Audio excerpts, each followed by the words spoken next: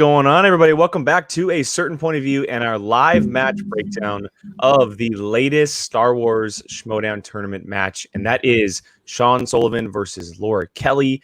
This match debuted on Twitch yesterday to a number, dozens and hundreds and thousands of people watching live on Twitch, and we are here making it a regular weekly show here on the channel where we're going to be breaking down these matches live, and this will also take place for the Intergeekdom matches that are coming up here very shortly. But today we're focusing on Star Wars as we did last week, and we have Sullivan versus Kelly, the Den versus KOrruption, a very, very highly anticipated match that was hyped up quite a bit from the moment the previous match ended, because the smack talk on Twitter began very quickly, and it continued for a number of days up until video promos happened to come in.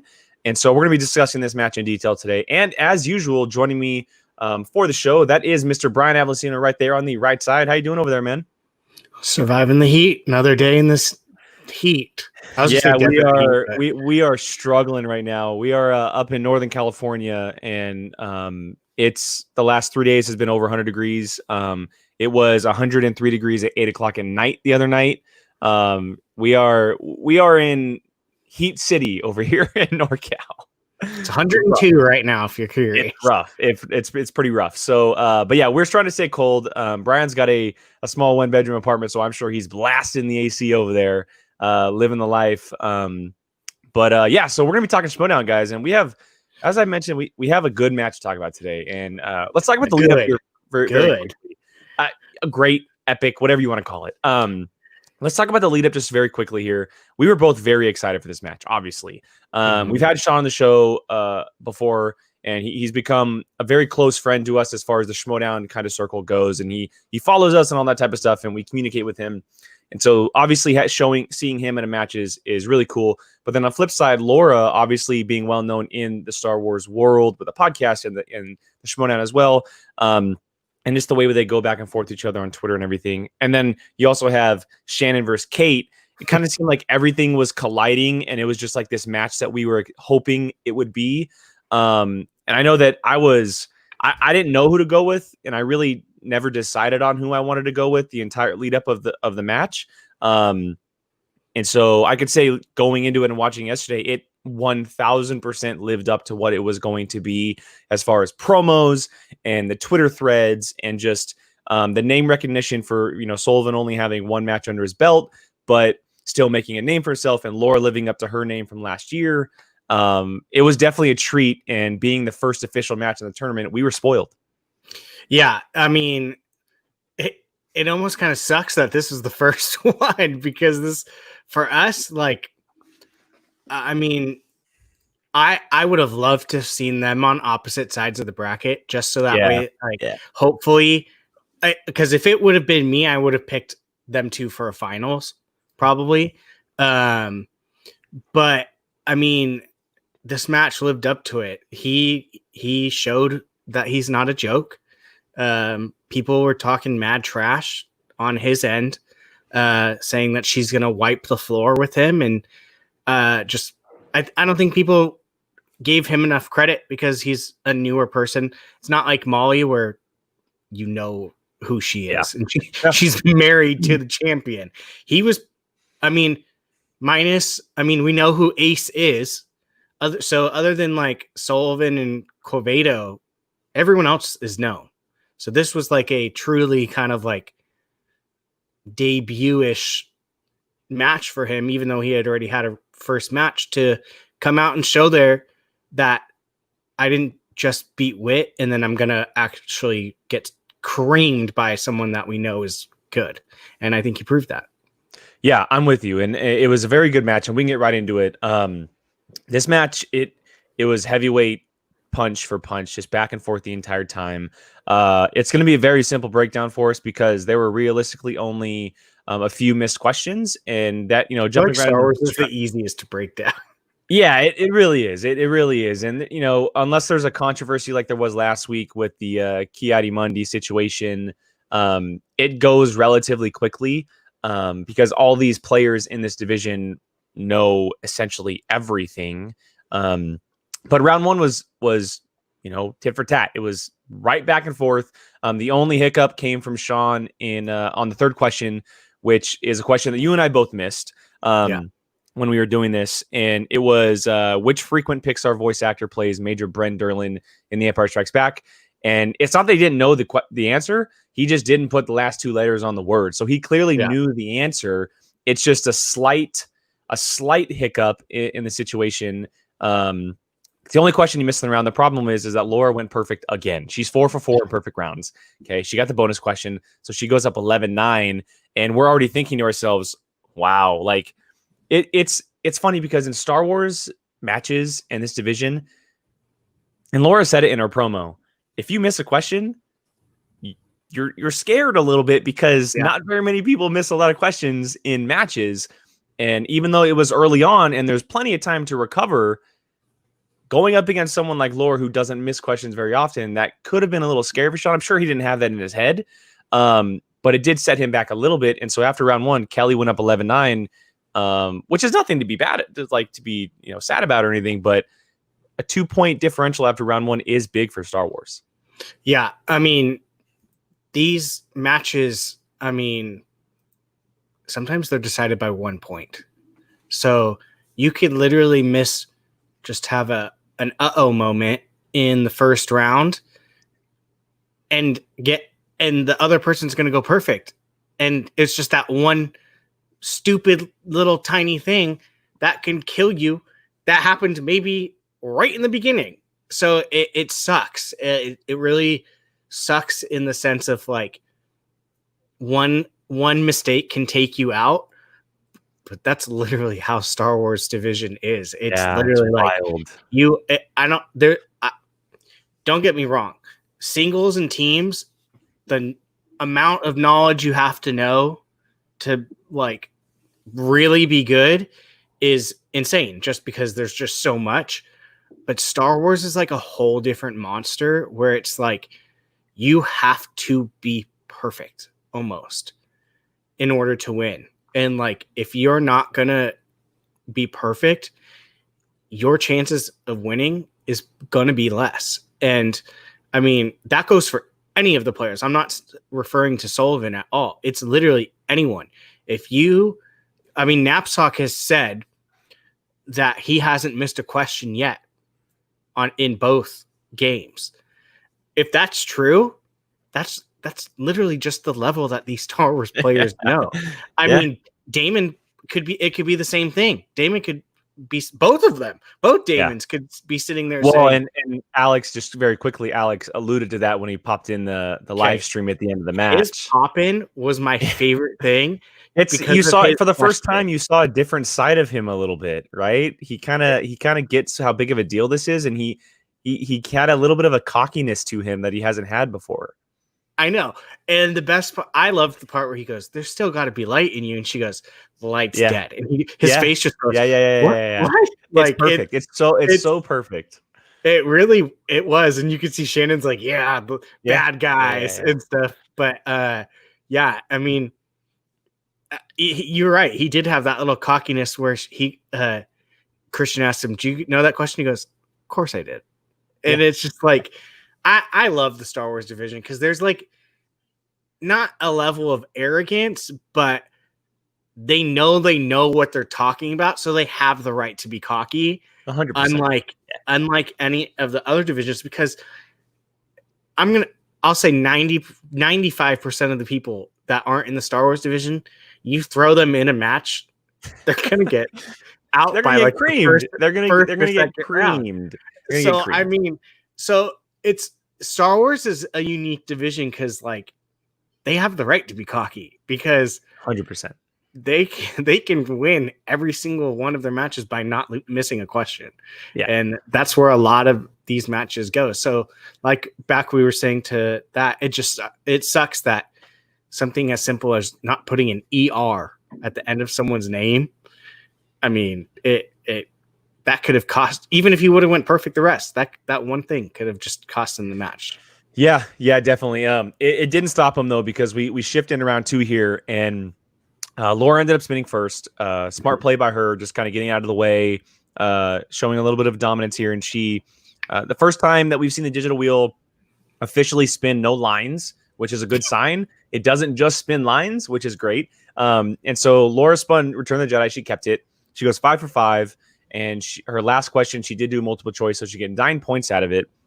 The question, I'm surprised that the question she went to multiple choice on is the one that she chose, because it's not actually like a difficult question, but the words is how you can mix it up.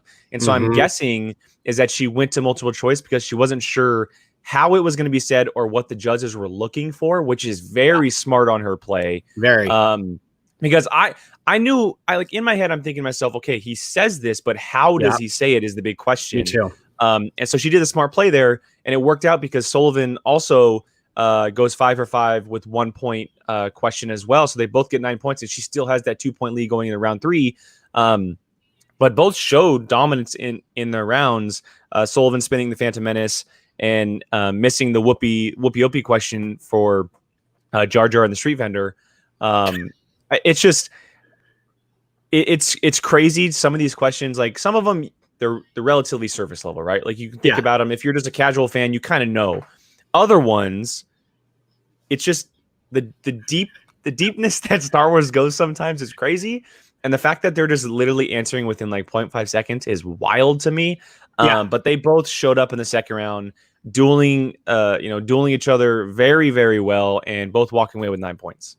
Yeah, I'm so glad we're not sitting there doing these like writing or anything because they're answering these things at lightning speed, and it's like it's not even a thought to them. It just I know it, and then when they don't know it, you're listening to the question and you're going, "What in the heck are they asking?" Whoopie, like.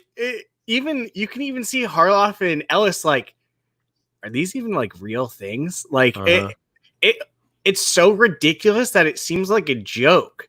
That it just like I would have rolled a dice type question like for that last one that he got. Like roll a dice and whatever it lands on is going to be the answer, because God knows I don't know that question. Yeah, I'm sitting there. I know the scene. I know exactly what he's talking about.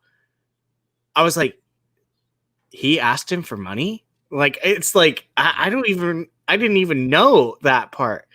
And that's just, again, how this is. You have to literally listen to every single detail. And if you don't, it's going to cost you. And I agree with you wholeheartedly that her multiple choice was an extremely smart move.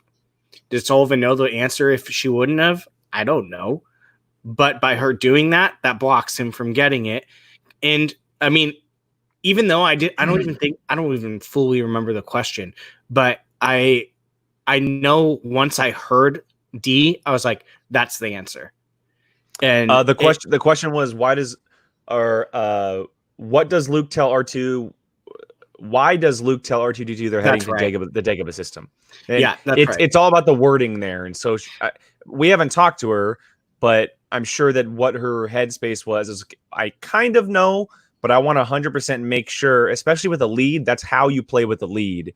Yeah. And nothing against Sullivan, because he did the same exact thing. For his question, the Whoopi question, he asked for a JTE, heard it again. He couldn't think of it. Then he went to multiple. Then he asked for the answers again. And then he finally came to his answer, which he got correct. So same thing for him. He also played the strategy very well and played the rules like he should have.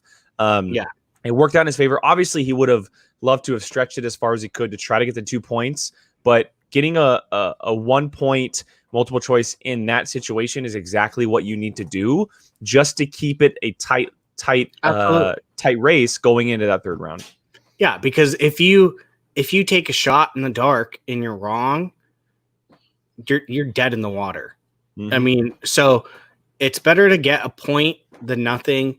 And with her question,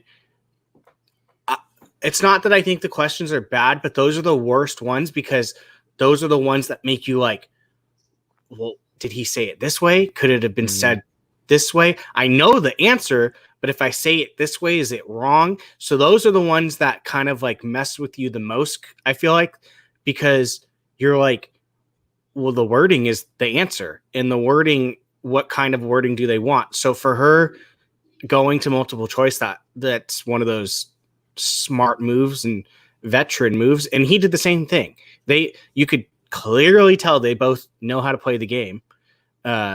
So, I mean, their strategy during it was very well and on display from both of them. Yeah, 100%. And so after round 2, Laura was up 20-18. So it's still that 2-point deficit for Sean. We go into round 3, and this is where things got a little bit more complicated for Sean. He really did outside. We don't know what Laura's other 2 numbers were for categories, but Sean's categories were Who Said It, Villains, and then the Phantom Menace, which is what he had for his round 2, excuse me, which the question was crazy hard. But the Who Said It question, what Jedi, when asked if they intend to kill Chancellor Palpatine, responds, "I would certainly like to." Anakin Skywalker, he asked for a JTE there. Make sure he got the question correct, kind of thought about it, took his time. And then he got a villains question, which a lot of people have kind of been debating about whether it's a villain question, whether it's not a villains question, because it was how many movies mentioned a Death Star in the opening crawl. A very interesting question, but a lot of people are debating whether or not it's a villains question or, a ship in a question, something along that line, ship and technology or whatever. He ended up missing that one. He guessed 2, answer was 3. And it was all 3 original movies. And then he gets to his 5-point question for the Phantom Menace, which is what homeworld is the pod racer Ben Quadinaros from? Just couldn't pull the answer in time. Guessed Malastare. It was still wrong. The answer was Tund. A very, very difficult question, I'm sure. For us, obviously it is, but I'm sure it's just difficult in general. And Laura's one question in round 3 was the Clone Wars question about what nickname does Ahsoka give Anakin? Sky Guy. If you know Star Wars, you know exactly what they're talking about because people made fun of Sky Guy and Snips for years. It was just like the butt of Star Wars jokes for a long time. But yeah, I mean, it ultimately, like, what it felt like was in no way did I think Sean was thinking about stuff that happened in round 1 or that final round 2 question. I think he just ran out of steam. I think he just kind of ran out of steam, and Laura was putting the pressure on him because it seemed like she knew everything at that point. Yeah. Even his questions, she was just kind of sitting back there relaxing in round 2, waiting to steal something. That's what it looked like anyway. And it's just a matter of getting questions that he didn't know, or he wasn't able to study, or he studied a long time ago. But like you said earlier, he showed up, and in no way is he going to be someone who walks away from this league. He's going to be a player for a long time. Yeah, no, he's established himself in this division. He's now a name that is going to be associated in the Star Wars division. She's a monster. She's an absolute monster. He minus the ER question, he held his own in both rounds. She is one of those heavy types of people where if you miss one, you're screwed. I mean, that's all of them, but there's almost like a level where it's like, I can't say Molly is because we haven't seen her yet, but as far as like her, Damon, and probably Knapsack, Scrimshaw. If you miss one, it's over. It's absolutely over. And those are the scary people. So, I mean, to come in and play like you did and hold your own like that, like, props to you. And it's funny because I was watching the social media and seeing how people were talking, because this was probably the most hyped up social media, like, trash talk, like, excited I can remember a match ever being, almost. Like, I mean, recently, at least, like, it was multiple things a day that people were going back and forth talking. And fans before were, oh, she's going to wipe lights out she's going to wipe him. He's not going to make it past second round, all this. And he made it through the whole entire, all of his questions. So, I mean, what are you going to do? I mean, you make one slip up and it might cost you a game, but his knowledge is there. He knows what he's talking about. He's not someone that's like, oh darn, like maybe next time. He's someone that's gonna be there for a while. And I mean, it sucks the way it played out, but like sometimes the most dangerous people are the ones that lose and then come back. And that's kind of what her MO is. We talked about on like last week's show about sometimes it takes a loss to win, and this could very well be a catapult for him in the upcoming matches, years, whatever it may be for him in the future. Yeah, and I mean, honestly, that's probably her MO right now, because she was 1-2. She was Laura Kelly was 1-2. She played Scrimshaw. She played Demolanta, and she played Damon. Like, yeah. We talk about like Janine having like a record that doesn't match.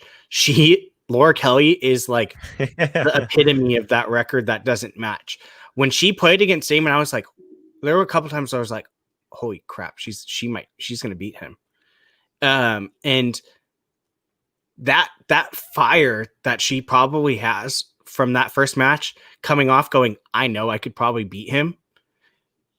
Anyone that stands in her way might just get punched in the face and she's just going to move on. Yeah. So that's why I'm curious to see how whoever wins this Knapsack ace match. I'll go and throw the bracket up. This is the upcoming matches. The next match we have next week is Scrimshaw and Demolanta, and that is followed by Molly Damon and Adam Witt. But Laura Kelly is now waiting for that Ken Knapsack and Ace Cabrera match. And so the first week of July, first day of July, that's when we'll see that match happen. So she has a few weeks to kind of sit back, study a little bit more, maybe take a breather, and see how that match plays out. But she ain't taking no breather. Yeah, I mean, I'm sure she'll take a week or something and relax a little bit and then get back in the game, because she seemed very hungry. And all of these matches, I mean, they're all going to play out very similar to how this match did, as far as just competitiveness and hype up. And because just hours after this match aired yesterday, the Scrimshaw Demolanta match was like on fire on social media. Like, people were talking about it. People are excited about it. Cool note here, guys. We're talking about Sean Sullivan and Laura Kelly, this match from yesterday. We will have Laura Kelly on the show on Monday. We record on Sundays, and she will be joining us this next week on our show to discuss her match, previewing her possibly playing either Ace Cabrera or Ken Knapsack, the other matches in the bracket, and a lot of other stuff, including Forced Toast and what she's been up to inside quarantine. So make sure you guys stay tuned for that. That'll be up on Monday morning. Very excited to be joined by her. That'll be a really, really cool conversation to talk about, and we have some cool things to talk about with her. But yeah, it's definitely an exciting time. And this match it was deemed the first official match because the last week was the play-in. And if the rest of them are like this, the tournament is going to be awesome to see for the next number of weeks. Yeah, I'm really curious how this next one goes. This next one is paramount for some teams. I mean, it's huge for teams that aren't even in this match. I mean, if Demolanta gets knocked out, Corruption could easily just take. I don't know if they statistically can take first place. I got the standings right here. Let's go and throw these up while we talk. So Corruption, they made a big jump. They had 2 points. They got 3 yesterday from Laura Kelly. And if that continues, if she continues to win, she can get 3 points every single match, which if she wins next match, she'll be up to 9 points, which will put them in 4th place. Then you get 3 points. They'll be tied for 3rd, and so on, depending on how the other factions do. A lot of people have been talking about it, man. Corruption is sitting pretty for these tournaments because their top dogs, Mike, Chance, and now Laura, some of their top picks are the heavyweights in these brackets. and they could walk away with a lot of points and be up there, if not leading it by the end of all of this. Yeah, it's scary because there's a lot riding on this, because those teams that are struggling can catapult themselves, especially if someone like Finstock Exchange goes out first round. I'm in no way am I saying Dimwanta is gonna get like steamrolled or anything. But Grimshaw, he could walk away with 3 points for the Quirky Mercs, and they could be exactly in the situation Corruption is. Exactly. And I mean, the same side of the coin, if Dimwanta runs the table, Finstock's gonna shoot This is how important this bracket is. I just all three of these teams on the left side, Usual Suspects, Dungeon, and Quirky Mercs, are at the bottom of the bracket. Mm-hmm. They all need Finstock Exchange to lose this week to get any chance at anything. Obviously, Usual Suspects and Dungeon are going to be battling out in that first match between Molly and Adam Witt. But if Scrimshaw can knock off Dimolanta, that opens the door for everybody else to get a little bit farther on their heels. Yeah. Obviously, Swag is the closest to them on the right side of the bracket, but everybody else could put themselves back in the game going forward with the rest of the season. Well, Burning Drugs isn't far behind either, aren't they? Like, but they're in the middle pack. Yeah, they have like 9 points, something like that. Here, let's go and throw that up too. They have 6 points. 6. Yeah, so okay, they're all in the middle. For some reason, I were thinking they had 9 or 10. Yeah, it's a drop off after the den. So everybody's looking up right now. Yeah. So I mean, this tournament could be crazy, and Shannon might have done a little wool over the eyes with us, kind of like Kaiser did, where it was like, okay, well, I've got players playing in other things, but you forget I have these juggernauts that are going to come in and take things. And that's exactly what these tournaments are doing. Is Laura Kelly can wipe this whole thing clean. If she beats Damon, and Finstock goes out first round, they're probably in first place off of just the Star Wars tournament. But also, don't forget, they still have the Inner Geekdom tournament where her two people could easily do the exact same thing. And they're on opposite sides of the bracket. Exactly. So, I mean, it's crazy, because you look at Dungeon, Robert Parker can do the exact same thing. So, it's funny because we were in the beginning going like, oh, crap, it's going to be lopsided. Finstock's going to probably take it or be in first place a while. We could be pitching a different tone in like 2 weeks. By August, the bracket could be flipped on its head. Yeah, it can literally be looking like nothing that we have right now. So, I mean, it's wild, man. These tournaments are huge for points. And I don't know if you saw, did you see what was announced today? I think what are you talking about, the 32 stuff? Yeah, the 32 okay, go ahead. Player, the go 30. Yeah, it's not official, but it's in the works about a 32 player singles tournament, which would obviously open the doors for a lot of people to make a lot of movement for standings. And it makes sense to do this. It's like March Madness for the Schmoedown. It makes complete sense. And so that's exciting. But yeah, I mean, just getting back to this, because we are talking Sullivan and Kelly here. I mean, I'm not going to say this is the one match out of the bracket that I continuously said that I can't make a decision on. I'm not going to say that it ended up. No, Laura and Sullivan. I'm not going to say that it ended up how it should have. How we've said it multiple times, because it really was a toss up. But from what we've seen, or what we saw yesterday, excuse me, Laura is really someone to be very scared of at this point. Not just because of her knowledge, but also because of the character that she has taken on. It's a really, really cool concept. Her going to the dark side and playing her red lightsaber pool. Yeah, is really cool. Badass. And so a lot of people should be nervous. I know that she's going to be facing either Ace or Knapsack, which is going to be a tough test. But if she continuously plays like this, we could easily see a spectacular rematch of Alex Damon versus Laura Kelly, which would be incredible, because it does seem like at this point, a few people are starting to make names for themselves, and that person who could possibly take down Damon might be a little bit sooner rather than later. Yeah, it's a scary thought for the shakeup of Star Wars division. And I mean, as much as we just had Ace, awesome guy, whatever. Yeah. I just want to see her go up against Ken. Not saying like I want Ken to beat Ace, because to be completely honest, I would probably pick Ace over Ken. But I just want to see her go against Ken. Like, so the possibility of that is crazy, because say Ace loses to Ken. She's now playing Knapsack. Then you look at the other side of the bracket.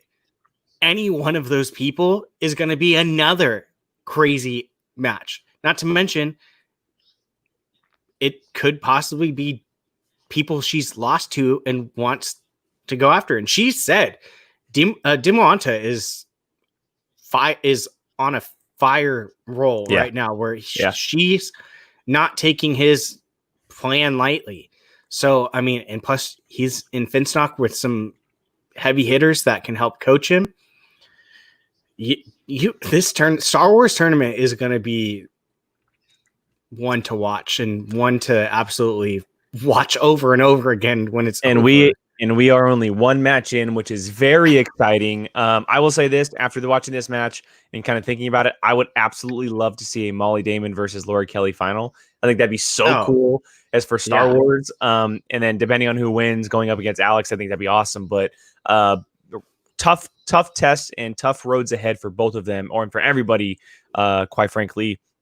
The Star Wars, like we have mentioned multiple times, the Star Wars is the most even out of all the divisions, and it's showing right now. It really is. It's competitive every single time we see a match, and the tournament is definitely living up to what it was supposed to be. So quickly, guys, I will mention this one more time. Leading into next week's show, we do have Laura Kelly joining us. She will be on the show with us.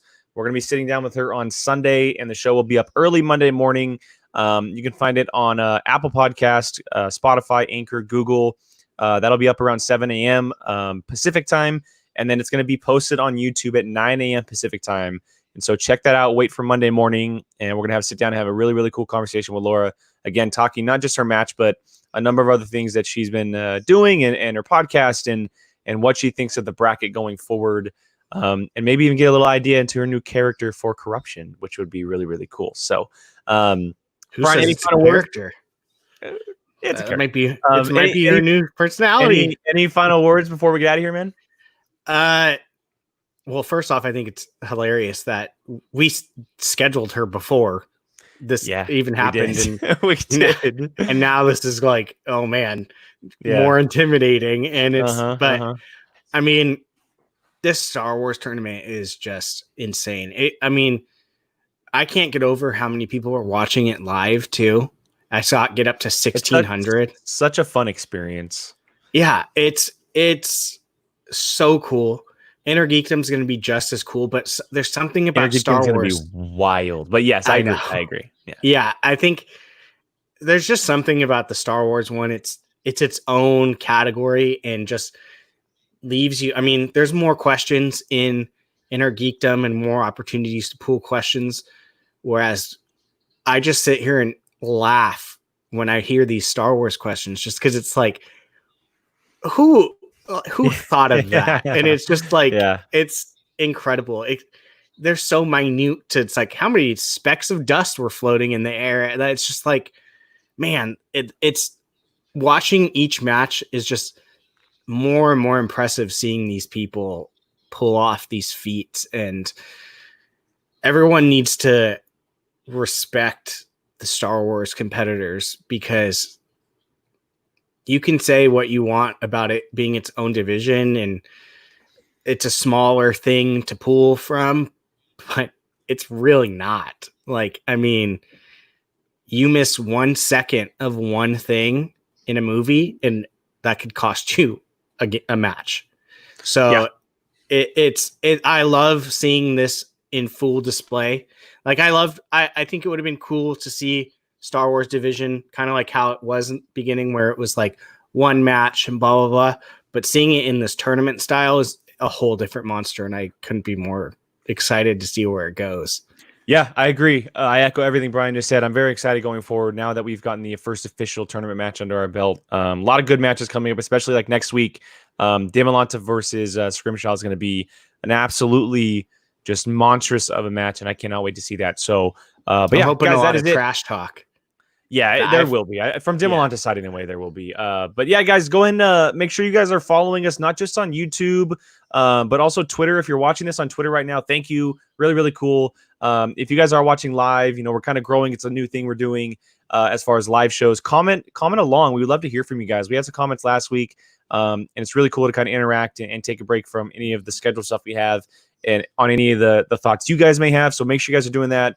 And then make sure you guys are hitting that subscribe button on the channel. That helps us a lot, liking and sharing and all that stuff. As I mentioned, you guys can also find the main show on all podcast platforms. So check that out. Again, we're going to have Laura Kelly with us on Monday. So stay tuned for that. But for now, this is A Certain Point of View. My name is Jake Berlin. That is Brian Avellino. We are A Certain Point of View. We were doing these every Thursday afternoon. And so if you guys are watching live, thank you for joining us. If you're watching on the replay, even more thank you. So we appreciate that. We will see you guys Monday. Until then, may the force be with you.